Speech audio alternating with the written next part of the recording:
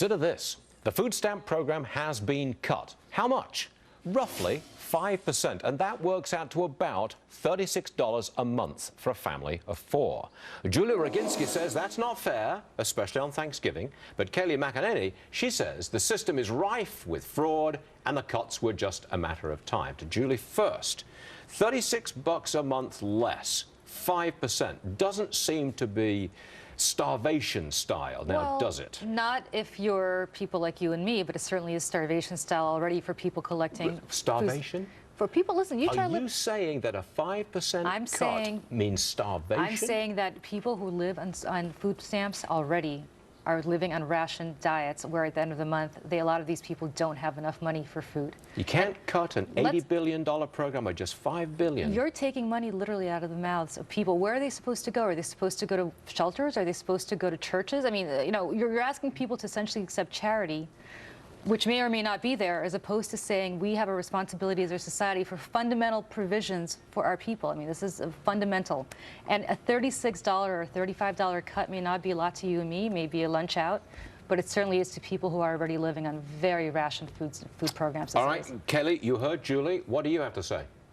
You know, Julie, it's what we always hear from the left. Anytime we attempt to touch any government program, it's always, you know, children will be starving, people will be starving. But the fact is, that's just simply not the case. You look under Obama, the food stamp rolls have swelled from 28 million to 47 million. Stuart, that's 20 million Americans that have been added to the food stamp rolls. That's not even logical that a government program would essentially double. And you're telling me that taking, you know, just a few billion away from this program is going to have, you know, children starving, people on the streets. That doesn't even make sense. Kelly, the facts are 15% of Americans are on food stamps. That is not okay. And we can keep throwing money into government programs, but the facts are it simply doesn't work. We've been doing this for 50 years, throwing money into government programs. Right. And the number of homeless, the number of people, low-income people are just swelling. Okay, it's not Julie, working. go. Well, what doesn't work exactly? You're telling me it doesn't work to provide food for people. How about you and I take a challenge? Why don't you and I both spend a week, just a week,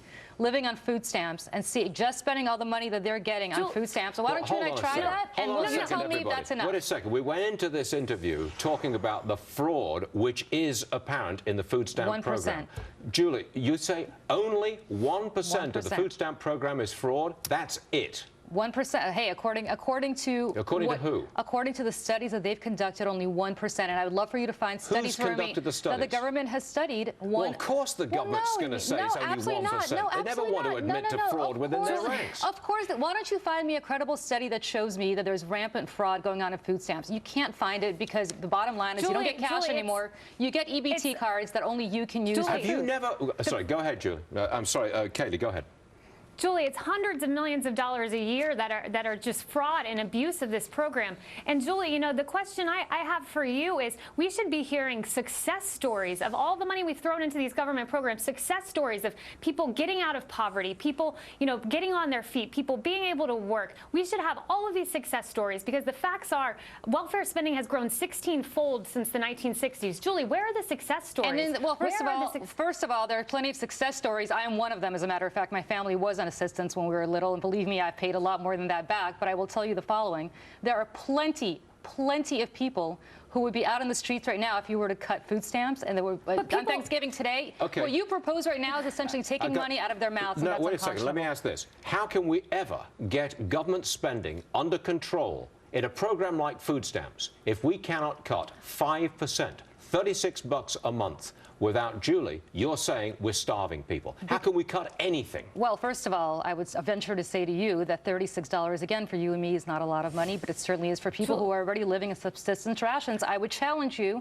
to live on food stamps for a week, and then you come back and tell me if $36 less would be good for you.